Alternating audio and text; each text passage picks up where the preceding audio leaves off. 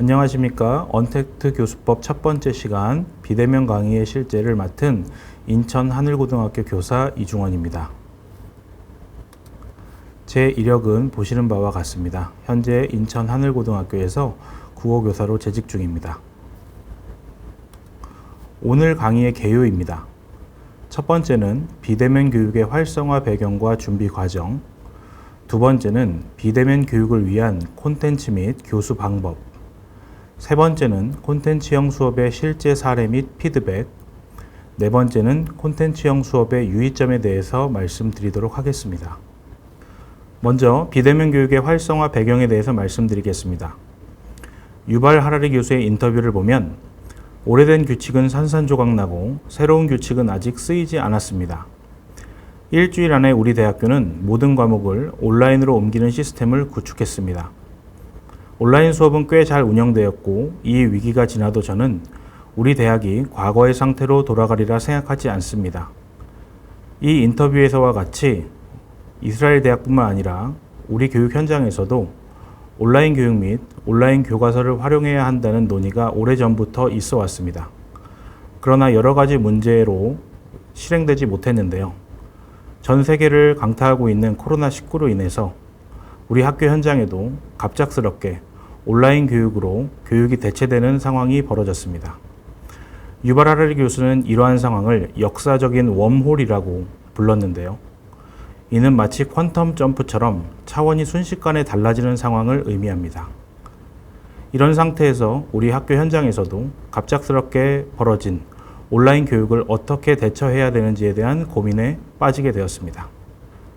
학교 현장에서는 비대면 교육을 위한 준비 과정으로 첫 번째는 하드웨어의 구축과 두 번째 플랫폼 선택 및 활용 교육, 세 번째는 선택의 문제로 쌍방향 수업인가 콘텐츠형 수업인가에 대해서 고민을 하기 시작했습니다. 먼저 하드웨어의 구축은 온라인 교육이 일반적이지 않았기 때문에 온라인 교육을 위한 하드웨어가 학교에 제대로 갖추어진 상황이 아니었습니다. 무엇보다도 발빠르게 웹캠이나 마이크, 전자펜 등을 모든 교사에게 지급하여 온라인 수업을 준비할 수 있는 과정을 주어야 했기 때문에 학교에서는 매우 발빠르게 움직일 수밖에 없는 상황이었습니다.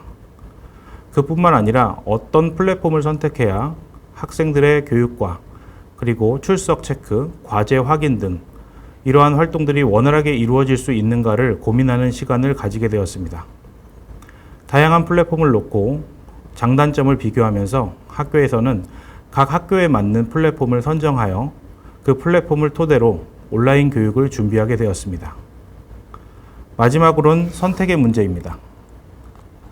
물론 쌍방향 수업이 가장 이상적인 수업임에는 분명하지만 모든 교과가 동일한 시간에 쌍방향 수업을 준비하기에는 준비가 아직 원활하지 않았습니다. 그렇기 때문에 우선은 콘텐츠형 수업을 중심으로 하고 토론 수업처럼 쌍방향 수업이 반드시 필요한 수업인 경우에는 기자재를 활용하여 쌍방향 수업을 진행하기로 결정하였습니다. 그러면 이번 시간에는 비대면 교육을 위한 콘텐츠 수업으로 콘텐츠 개발에 대해 말씀을 드리도록 하겠습니다. 콘텐츠형 수업의 형태는 보시는 바와 같이 세 가지 형태가 있습니다. 첫 번째는 강의형입니다. 학생들이 지정된 녹화 강의나 학습 콘텐츠를 스스로 보고 교사가 이를 확인하는 것입니다. 교사가 이를 확인하는 방법은 플랫폼에서 제공하는 수강 완료 여부를 확인하는 것입니다. 강의형은 결국 콘텐츠형 수업의 기본이 되는 형태이고 나머지 부분은 강의형 수업에 덧붙는 형태이므로 양질의 강의 콘텐츠를 제공하는 것이 무엇보다 중요합니다. 두 번째, 강의 활동의 경우 강의형 콘텐츠를 학습한 후에 댓글이나 답글 등으로 원격 토론하는 방식입니다. 토론이라고 하지만 댓글을 통해서 토론이 이루어지기가 원활하지는 않은 부분을 확인했습니다. 그리고 적극적으로 토론에 참여하는 학생과 적극적으로 참여하지 못하는 학생들이 나뉘어서 생각보다 원활하게 강의 활동형이 콘텐츠 수업으로 이루어지는 것이 아님을 확인할 수 있었습니다. 세 번째는 강의 활동 과제형이었습니다. 콘텐츠형 수업을 진행해 본 결과 강의 활동 과제형이 가장 적합한 형태임을 확인했습니다. 강의 콘텐츠 학습 후에 학습 내용과 관련된 과제를 제시하고 이에 대한 피드백을 하는 방식이었습니다. 네, 앞서 말씀드린 바와 같이 세 가지 형태의 콘텐츠형 수업이 있는데요. 말씀드린 것처럼 강의형 수업에 콘텐츠를 양질로 제작하는 것이 무엇보다 중요합니다. 이에 익숙하지 않은 교사들이 처음에는 어려움을 겪었는데요. 초기에는 교사가 제작하는 것이 아니라 EBS 강의 같은 것을 링크하는 방식의 수업을 진행하고자 하는 학교들도 있었습니다. 그러나 이는 강의형 수업이라고 보기 어렵습니다. 학생들이 정해진 시간에 들어와서 수업을 듣는 것은 학교 교사의 수업을 듣기 위해서 참석하는 것이지 누구에게나 오픈된 오픈 강의를 듣기 위해서 참석하는 것이 아니기 때문입니다.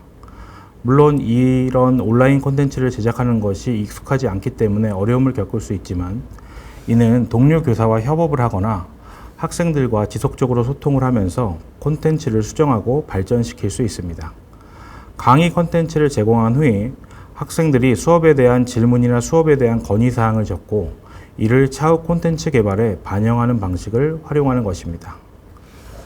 그러나 3번이 가장 유용하다고 말씀을 드리는 이유는 강의만을 제공했을 경우 50분 동안 실제 교사가 없는 상황에서 학생들의 집중력은 현저하게 떨어질 수밖에 없고 아까 말씀드렸듯이 댓글이나 답글로 원격 토론을 진행할 경우 참가하는 학생들이 적극성의 정도가 차이가 나기 때문에 학업 성취에 격차가 발생함을 확인할 수 있었습니다.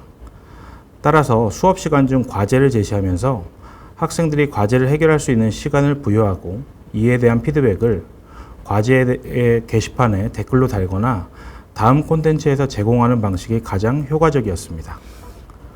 능동적인 학생들의 경우에는 말씀드렸듯이 댓글을 통해서만 진행할 수도 있겠지만 능동성이 부족한 학생들의 경우 이러한 형태에서는 점점 학습 격차가 벌어질 수밖에 없기 때문에 강의 중 반드시 짚고 넘어가야 할 부분에 대한 과제를 제시하고 이 과제에 대한 적극적인 피드백을 제공해야 합니다.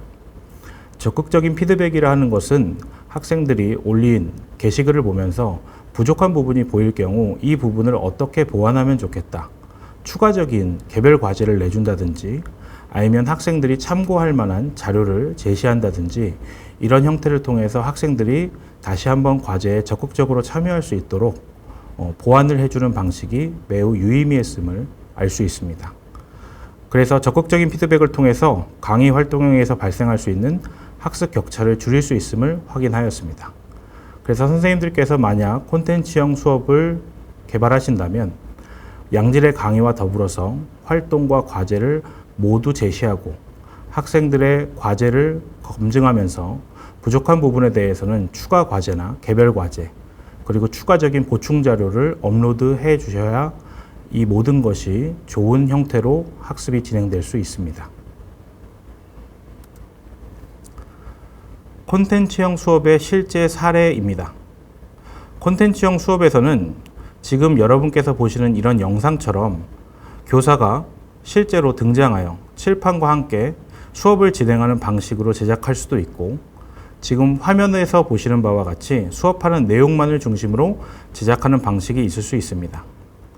교사가 교실에서 칠판과 함께 등장하는 경우에는 EBS와 같이 전문적인 스튜디오가 있어서 카메라 워킹이나 수업 내용에 대한 포커싱이 가능한 경우에는 유용할 수 있지만 교사가 카메라를 고정한 상태에서 수업을 진행한다면 오히려 집중력이 떨어질 수 있다고 판단하였고 수업에서 중요한 것은 외적 환경이 아니라 수업 내용 자체라고 판단하였기에 수업 내용을 중심으로 제작하면서 필요한 경우에는 교사가 우측 하단에 등장할 수 있는 그런 콘텐츠로 제작하게 되었습니다. 현재 보시는 콘텐츠는 1차시 수업이며 문학이란 무엇인가, 문학의 개념에 대한 설명을 하는 수업이었습니다. 다양한 색상을 활용하여 학생들이 집중할 수 있도록 하였고 보시는 바와 같이 하단에 공감각적 표현, 복합감각적 표현과 같은 개념어들을 과제로 제시하였습니다. 네, 콘텐츠형 수업의 실제 사례입니다. 학생들이 수업에서 받은 과제를 게시판에 올린 것인데요. 한 학생의 피드백입니다.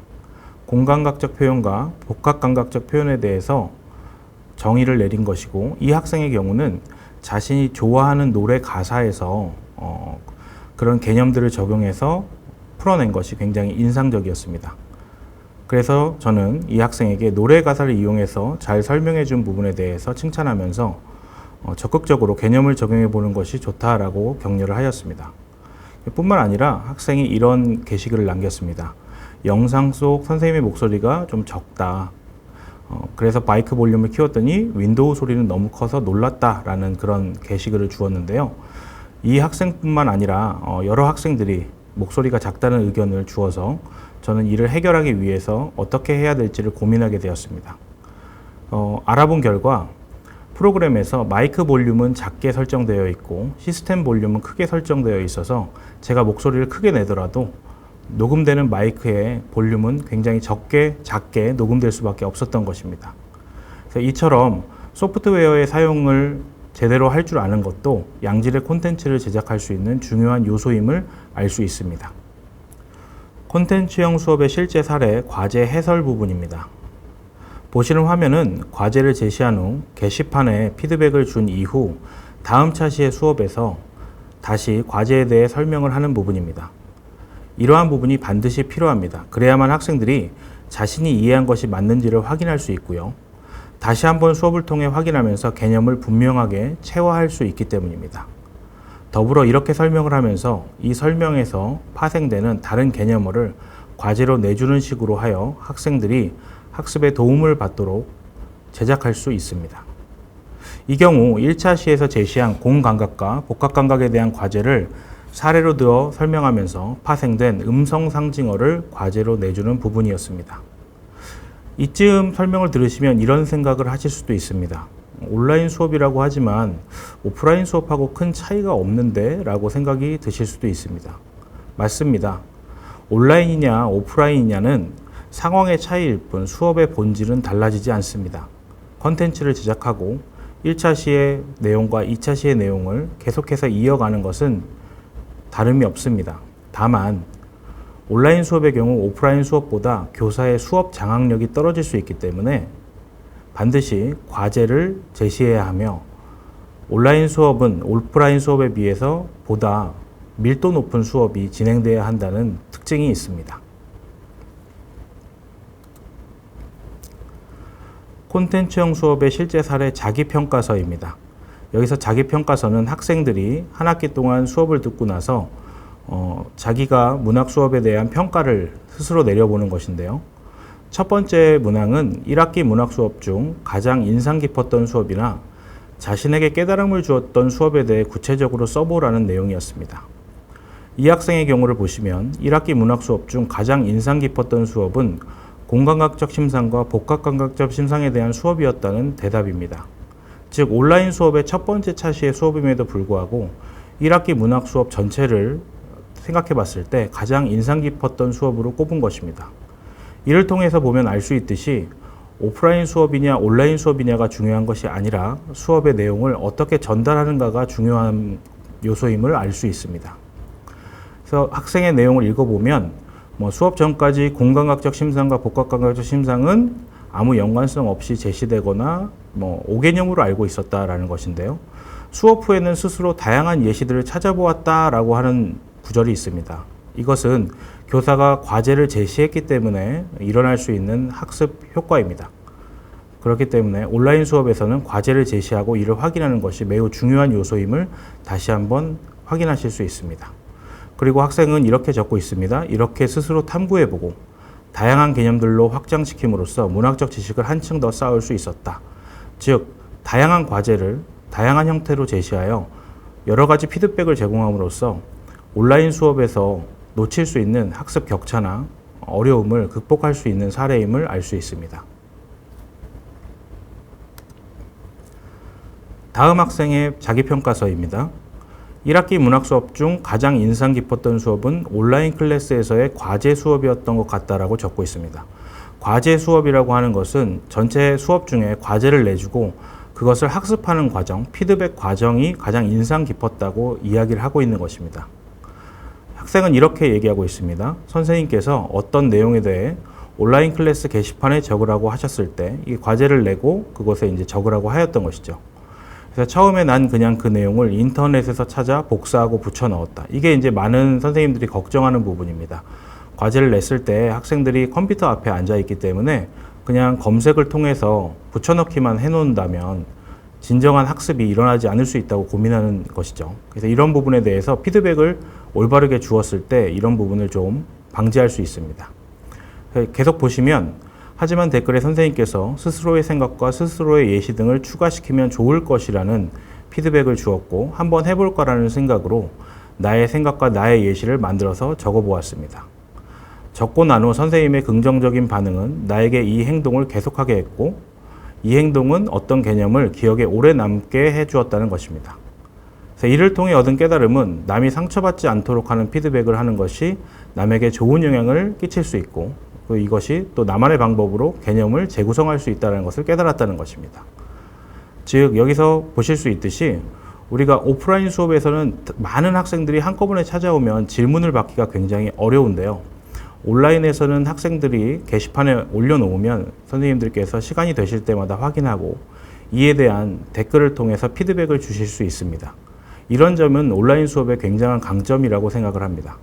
그리고 학생이 어떤 방향으로 학습을 해야 하는지를 분명히 제시해 줄 수 있고 또 학생이 자신의 과제를 댓글로 이어붙였을 때 그에 대한 피드백이 계속 이어지면서 학생의 발전 과정을 관찰할 수 있기 때문에 굉장히 유의미한 방법이라고 볼 수 있습니다. 세 번째, 콘텐츠형 수업의 실제 사례입니다. 자기평가서인데요. 또 다른 학생의 자기평가서입니다. 문학이란 무엇인가라는 수업이 가장 인상 깊었다고 말하고 있습니다. 이것은 아까 말씀드렸듯이 온라인 수업의 첫 번째 수업이었고 전체 문학 수업 중에서도 첫 번째 수업이었음에도 불구하고 가장 기억에 남는다고 하는 것을 볼 때 선생님들께서 걱정하시는 것처럼 온라인 수업이 오프라인 수업에 비해서 학습 효과가 떨어지는 것이 아닐까, 학습 격차가 벌어지는 것이 아닐까라고 하는 그런 걱정을 덜어 놓으실 수 있는 그런 평가서라고 보실 수 있습니다. 이를 통해 확인하실 수 있고요. 그래서 결국 맨 마지막 부분을 보시면 수업을 듣고 난 이후에 문학은 개개인의 각기 다른 경험으로 이루어진 것이라는 점을 깨닫게 되었다. 즉 오프라인 수업이든 온라인 수업이든 양질의 콘텐츠를 제공해서 학생에게 수업으로 제공한다면 학생들이 깨달을 수 있는 점은 다르지 않다는 것을 확인할 수 있습니다. 그런데 지금까지 수업을 한 내용을 보시면 개념적인 수업에 대해서 수업을 한 부분이라 학생들이 실제적인 문제풀이나 이런 부분에 대해서는 어떻게 수업을 할 수 있을까에 대해서 걱정을 하실 수도 있는데요. 그래서 그 부분에 대한 실제 사례도 가져와 보았습니다. 콘텐츠형 수업의 실제 사례, 이제 강의편인데요. 이 부분은 실제 이제 문제를 풀 때 학생들을 수업을 한 내용입니다. 앞선 수업은 개념 중심 수업이었는데요. 수능 준비를 위해서 학생들이 어려워하는 작품과 이와 관련된 문항을 해설하는 강의를 제공하였습니다. 보통 학교에서 이런 강의를 제공할 때는 프린트물로 혹은 책으로 설명하면서 학생들이 책과 교사를 번갈아 보면서 수업을 듣기 때문에 집중도가 떨어질 수 있습니다.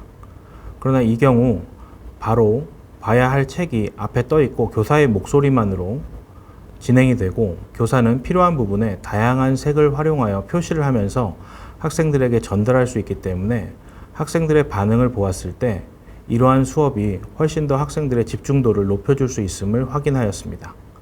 특히 필요한 문제를 골라서 선생님이 제작할 수 있는 부분이 있기 때문에 학생들에게 이어지는 내용으로 수업을 할 수 있는 부분이 좋았고 이 작품과 관련된 파생된 작품들이나 파생된 문제들도 연결지어 볼 수 있는 부분이 가장 좋은 부분이었던 것 같습니다.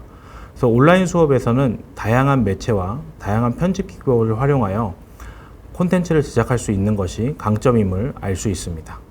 특히 이러한 콘텐츠는 외부의 간섭이 적기 때문에 학생들이 온전히 집중할 수 있다는 측면에서 어떻게 교사가 콘텐츠를 제작하는지가 핵심이 되는 부분이라고 볼 수 있습니다. 이 수업과 관련된 학생의 자기평가서를 보면 다음과 같은 부분이 나옵니다. 온라인 클래스 때 선생님이 모의고사 문제를 보여주시고 문제를 푸는 방법을 간단히 보여주신 것과 학교에서 선생님이 수능 특강으로 수업하시고 수업한 내용의 문제들을 푸는 것을 인상 깊게 들었습니다 라고 되어 있습니다. 이 부분에서 주목하셔야 될 부분은 온라인 수업과 오프라인 수업이 서로 연동되어 움직이고 있다는 것입니다. 온라인 수업은 학교에 오기 전에 어쩔 수 없이 진행되는 수업이 아니라 온라인 상황에서의 모습과 오프라인 상황에서의 모습이 서로 연결되는 수업이라고 하는 것을 한꺼번에 인지한 상태로 기획을 하셔야 된다는 것입니다. 그래야만 학생들이 오프라인 따로, 온라인 따로 수업이 따로따로 진행되는 것이 아님을 알 수 있습니다. 다음도 자기평가서입니다. 학생은 이렇게 적고 있습니다. 저는 온라인 클래스에서 그 복숭아나무 곁으로와 노래 가시나무의 화자의 생각을 비교하고 저의 생각을 추가해서 글을 썼던 수업이 가장 기억에 남습니다. 라고 되어 있는데요. 이것이 무슨 뜻이냐면 그 복숭아나무 곁으로라고 하는 작품을 문제풀이형 수업으로만 진행한 것이 아니라 그 복숭아나무 곁으로에 나오는 공감과 이해의 문제에 대해서 설명을 하고 이를 이해하기 위해 가시나무라고 하는 노래를 활용하여 학생들에게 가시나무를 마치 문학 분석하듯 분석을 해보라고 했던 과제였습니다. 이것은 온라인 수업에서 다양한 콘텐츠를 활용할 수 있음이 강점으로 나타나는 것을 아실 수 있습니다. 영상이나 노래 등을 활용하여 학생들이 이를 듣고 수업에 관련되어 있는 학습 능력을 더 올릴 수 있기 때문에 이 부분이 굉장히 중요하다고 할 수 있습니다. 이 학생을 보시면 가시나무의 화자는 내 속에 내가 너무도 많아 다치거나 불편을 겪게 되는 존재들에 대해서 이야기하고 그 사실에 대해서 인지하면서도 가장 괴로움을 겪는 사람이 화자 자신일 거라는 생각을 하면서 수업 시간에 배웠던 시적 화자의 정서를 분석하는 방법, 그것과 관련된 삶을 어떻게 살아야 할 것인가에 대한 고민 등 이런 것들을 본인이 직접적으로 적용하고 있음을 알 수 있습니다. 이를 통해서 온라인 수업은 교과서나 교재에 나와 있는 작품 외에도 다양한 영상들이나 콘텐츠 등을 활용하여 학생들의 학업 역량을 높일 수 있는데 매우 유용한 수업 방식임을 확인하실 수 있습니다. 다음은 콘텐츠 수업의 유의점입니다. 앞서 말씀드린 내용들을 다시 한번 정리하는 측면이라고 보시면 되겠습니다. 첫 번째는 콘텐츠의 연결성입니다. 한 번의 수업으로만 진행되는 것이 아니기 때문에 추후 진행되는 콘텐츠와의 연결고리를 만드는 것이 중요합니다. 즉 온라인 콘텐츠냐 오프라인 콘텐츠냐 이것을 구분하지 말고 한 학기 동안 혹은 1년 동안 진행되는 수업임을 고려하여 이것이 결국 처음부터 마지막까지 온라인이든 오프라인이든 하나의 연결고리를 가지고 이어질 수 있도록 큰 관점에서 기획을 하는 것이 매우 중요하다는 것입니다. 두 번째는 과제 제시 및 활발한 피드백입니다. 강의형 수업만으로는 학생들의 집중력을 높이고 학업 성취를 이루기 어렵기 때문에 과제를 제시하고 이에 대한 활발한 피드백을 해주는 것이 필요합니다. 특히나 과제를 다양한 형태로 제시하는 것이 중요한데요. 단순하게 개념을 조사하는 과제도 필요하지만 배운 개념을 적용할 수 있는 다양한 컨텐츠들을 또 소개해 주는 것도 중요합니다. 앞서 말씀드린 것과 같이 노래와 연결 지을 수도 있고요. 영상과 연결 지어서 적용을 하는 수업을 진행할 수도 있고 과제를 진행할 수도 있습니다. 다만 세 번째, 저작권의 유의라고 하는 부분이 있는데요. 오프라인 수업과 달리 온라인 수업은 저작권과 관련된 제한 사항이 굉장히 많기 때문에 이와 관련된 내용을 숙지해야 합니다. 실제로 제가 영상을 링크해서 학생들에게 수업을 진행시켰는데요. 그 부분에 대해서 문제가 있다, 저작권에 대한 문제가 있다라고 하는 내용이 들어와서 그 수업 부분을 잘라낼 수밖에 없었습니다. 그래서 이러한 부분에 대한 인지를 분명히 하셔야만 좀 더 양질의 콘텐츠를 만들고 나서 학생들이 그 수업을 제대로 들을 수 있도록 하는 데 도움이 될 수 있다는 것을 아시면 좋겠습니다. 결국 어떤 플랫폼으로 어떤 형태의 콘텐츠를 만드는지가 수업의 성패를 좌우하는 것이 아닙니다. 결국 콘텐츠에 담길 내용과 그 내용이 향후 콘텐츠와 연결되어 학생들의 평가까지 일관성 있게 이어질 수 있도록 준비하는 것이 가장 중요합니다. 즉 학생들은 수업을 듣지만 또 결국 본인이 시험을 치를 부분에 대해서 생각을 하게 됩니다. 온라인 콘텐츠의 내용이 수업에 혹은 평가에 제대로 이어지지 않는다고 생각이 들면 학생들은 아무래도 집중력이 떨어질 수밖에 없습니다. 그래서 온라인 수업을 진행할 때에도 어느 부분이 평가와 연결될 수 있는지, 이 부분을 왜 반드시 성취해야 하는지에 대한 설명이 온라인 수업 안에 들어 있어야 학생들은 집중력을 가지고 온라인 수업을 이어갈 수 있습니다. 더불어서 수업 시간이 50분이라 하더라도 온라인 수업을 50분으로 꽉 차게 수업을 할 경우 학생들의 집중력은 떨어질 수밖에 없습니다. 때문에 학생들이 과제를 해결하는 시간이 10분이 될지 15분이 될지는 그 과제를 만드시는 선생님이 판단하셔서 과제를 실제 수업 시간에 해결한다는 생각을 가지시고 50분 중에 예를 들어 내가 이번에 준 과제는 15분 정도의 시간을 들여서 해결해야 된다라고 생각을 하시면 실제 수업 시간은 35분 정도로 진행되어야 합니다.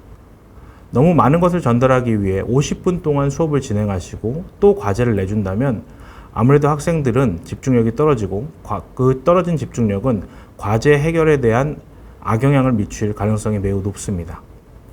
그리고 앞서 말씀드렸듯이 온라인 수업이냐 오프라인 수업이냐를 구분하실 필요 없이 큰 관점에서 수업의 전체를 조망하고 그와 관련된 하부 콘텐츠들을 제공하는 것이 중요합니다.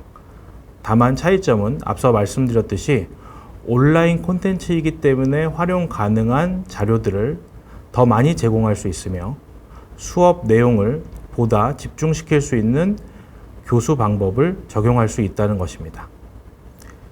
지금까지 콘텐츠형 수업에 대해서 말씀을 드렸습니다.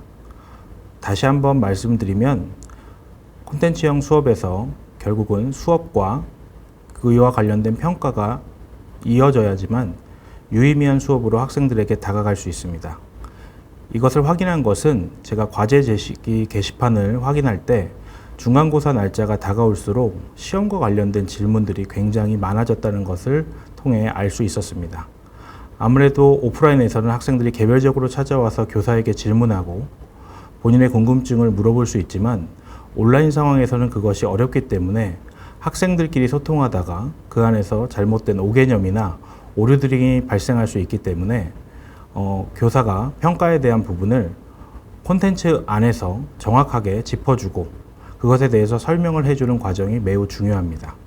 그러나 평가가 다가올 때쯤에 설명을 하게 된다면 학생들은 앞선 수업에 대해서는 집중력이 떨어질 수 있기 때문에 항상 수업을 할 때 그 안에 이 수업의 내용이 향후 어떻게 평가와 연결될 수 있는지를 설명해 주실 수 있는 것, 설명해 주시는 것, 이 부분이 매우 중요하다고 생각합니다.